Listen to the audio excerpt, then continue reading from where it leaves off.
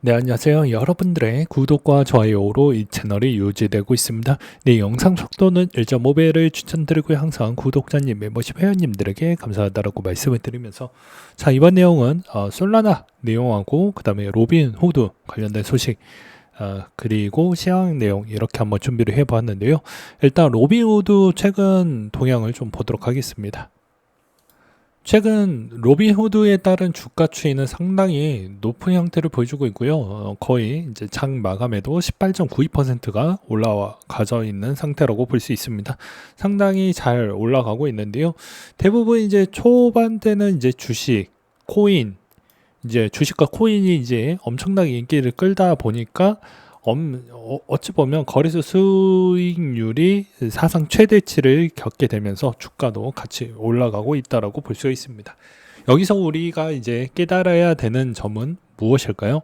그러니까 투자할 때는 편식을 하면 안 된다라고 저는 말씀을 드릴 수가 있을 것 같습니다.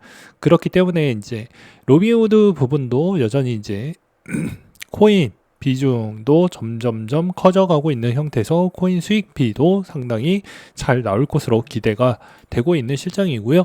여기에서 이제 추가적으로 이제 선물하고 스테이킹, 암호화폐 추진을 강화하겠다라고 발표가 나오면서 엄청난 강세가 나오기 시작을 하게 됩니다.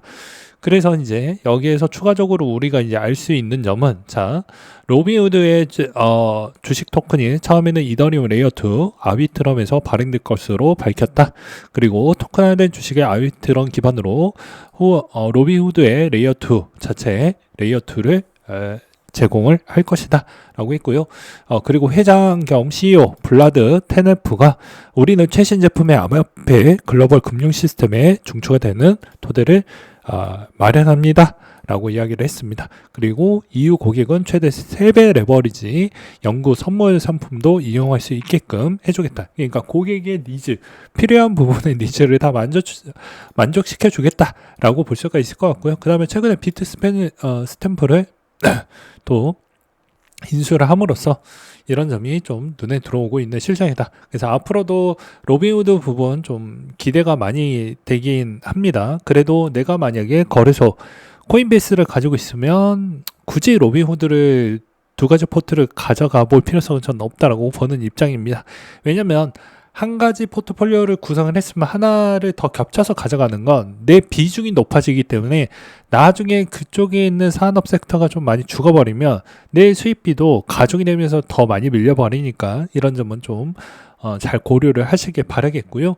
그 다음으로 이제 볼 수 있는 점은 최근에 이제 JP모건이 서클 목표 주가를 $80로 제시를 좀 했다고 합니다. 서클의 잠재적 위험 요소가 경쟁자랑 그 다음에 토큰화된 예금과 머니마켓 등의 투자 상품들도 여전히 경쟁자에 포함이 된다 라고 이야기를 하기 때문에 이제 그 전에 이 경쟁 구도를 어떻게 잘 자기만의 있는 색깔을 잘 유지를 해 나가면서 갈 수가 있냐에 따른 의구심이 좀 있어서 목표 주가를 요 정도로 측정을 하고 있구나라는 걸 또 참고하시길 바라겠고요. 그 다음으로 비트마인이 이더리움 준비금 2.5억 달러를 확보를 했다라고 합니다. 그렇기 때문에 이걸로 이제 우리가 알 수 있는 건 최근에 이제 비트마인도 어찌 보면 비슷한 컨셉이라고 볼 수가 있는데 이것도 좀 더 확인이 필요할 것 같긴 합니다. 예, 이번에 확인이 필요하지만 되게 많이 안 올랐던 부분이에요.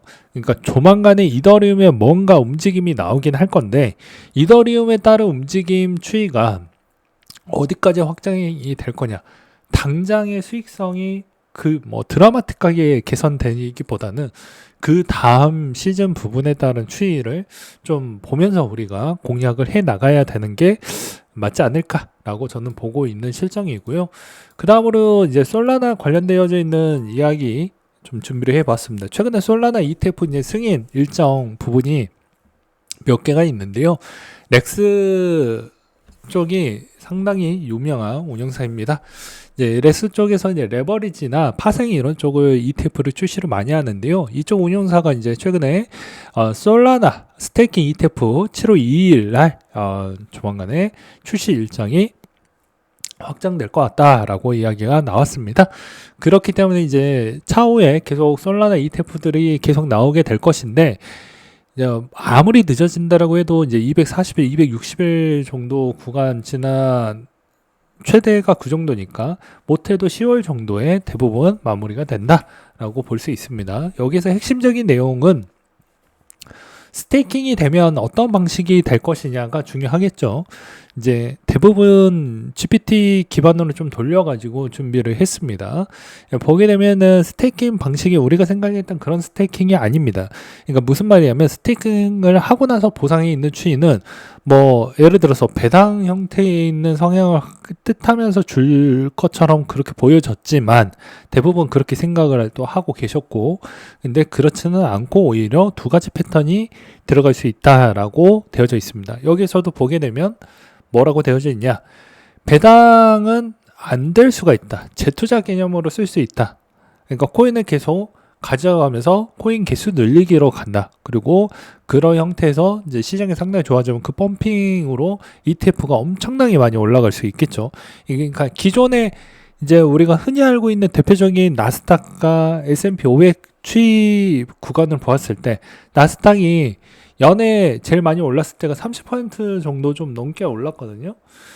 그러면 마찬가지로 크립토 ETF 같은 경우에도, 특히나 이제 알트코인 성향이 짙어진 또 단일 또 ETF 같은 경우에는, 코인 ETF 같은 경우에는 엄청나게 올라갈 가능성이 매우 높다라는 겁니다. 근데 이제 이게 순환 패턴이 안 되니까 여러분들은 항상 현금 흐름을 어떻게 만들어 갈 것인지가 상당히 중요하다고 볼 수가 있게 될 것 같고요. 그 다음으로 이제 이게 렉스 솔라나 ETF도 이제 출시 예정이 되어져 있긴 하지만, 마찬가지로 이제 스테이킹을 하는데 NAV에 이제 반영을 시켜가지고 진행이 되겠지만, 이제 이걸 현금 배당으로 해줄 것인지 아니면 따로 그냥 재투자 형태로 갈 것인지, 그러니까 흔히 우리가 이야기하는 TR 방식으로 갈 것인지, 그게 아직 명확하게 되어져 있지 않습니다. 그러니까 그게 일단은 좀 확인이 필요하다라고 볼 수가 있을 것 같고요. 그래서 이더리움도 거의 이제 유사하다라고 볼 수 있습니다. 스테이킹이 되어져 있지만 현금 배당 없을 확률이 매우 높다라고 되어져 있어요.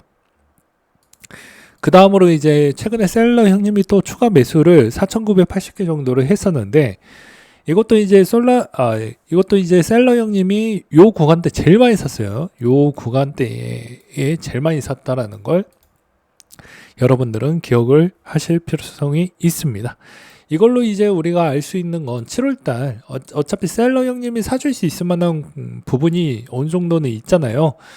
더 밀리지 않게 계속 하기 위해서 코인 가격에 어느 정도 힘을 계속 불어 넣어주고 있는 실정인데, 그렇기 때문에 향후 여기에서 더 많이 밀린다고 해도 3만 개 정도는 일단은 확보가 되어져 있는 형태이다 보니까 더 많이 지를 수가 있다라고 말씀을 드릴 수가 있습니다. 그리고 추가로 이제 또 그거는 우선주 기반인 거고, 우리 기존에 갖고 있는 현금 시드가 좀 더 있으니까 그거 가지고도 더 많이 쓸 수가 있겠죠. 그러니까 즉 제가 7월 달에 좀 하락 대비를 조금 나올 수도 있긴 하겠지만, 하락에 있는 폭을 좀 적고 더 갈 수 있는 방향성 중에 하나는 셀러 형님 외에 나머지 비트코인에 관심이 있는 기업들이 계속 사 모으려고 하는 것과, 그 다음에 최근에 분위기가 별로 좋지 않은 이더리움인데도, 가격이 별로 안 올라가는 이더리움인데도 불구하고도 이제 조셉 루빈이나 또는 기존에 아까 이야기했던 그런 회사들이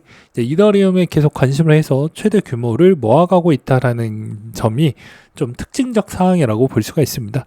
그래서 어찌 보면 조만간에 알트코인 부분에 따른 추이는 어느 정도 개선이 전 될 거라고 보는 입장이긴 하지만, 알트코인이 과거 대비보다 이제 못 갈 확률이 매우 높다라는 이야기 중에 하나는, 면밀히 따진다고 치면 ETF화가 된 조금 그런 자금으로 계속해서 순환 고리를 만들어 줄 것인데, 그렇지 않았던 코인들은 아마 대부분 특징적인 테마 아니고서는 가기가 상당히 곤란한 여지가 나올 확률이 매우 높다.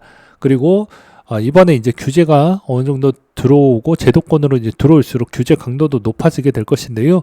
규제 강도가 높아진다라는 건 이제 규제에 있는 가이드라인이 어느 정도 나왔다라는 것이고, 가이드라인이 나왔다라는 것은 즉 어느 정도에 있는 그 최소한의 기준에 적합하지 않았던 코인들은 대부분 상폐될 가능성은 여전히 존재를 한다라는 점도 기억을 해 두시길 바라겠습니다. 그리고 7월 달은 그냥 이런 형태로 뭐 알트코인은 좀 그냥 테마성 짙은 애들 빼놓고서는 뭐 그냥 저냥 할 것 같고, 그리고 비트코인이 어느 정도 횡보해 있었을 때 비트코인 캐시나 나머지 쪽이 좀 더 강세를 보일 것으로 보이십니다. 그 다음에 이제 여기서도 솔라나 ETF가 이제 막 시작을 했잖아요. 그러면 솔라나 ETF에 이제 자금이 한 달 차이 정도가 중요할 것 같은데, 자금이 얼마나 들어올 거냐가 관건이 될 것 같습니다. 만약에 과거 대비보다 이더리움 과거 대비보다 만약에 못 들어왔다, 한 달 정도 기다렸는데 예상치보다 못 들어왔다라고 소문이 파다하게 나게 되면 솔라나 관련된 코인들은 좀 많은 약세를 받을 수가 있다는 점도 기억을 해 두시길 바라겠습니다. 그리고 이 말은 이더를 모아가는데 솔라나 부분이 그렇게 약세가 들어왔다는 건 전체적 알트코인에 따른 시장의 성장 부분이 어느 정도 상방이 막혀져 있다라고도 볼 수도 있기 때문에 이런 점도 고려하시길 바라겠습니다.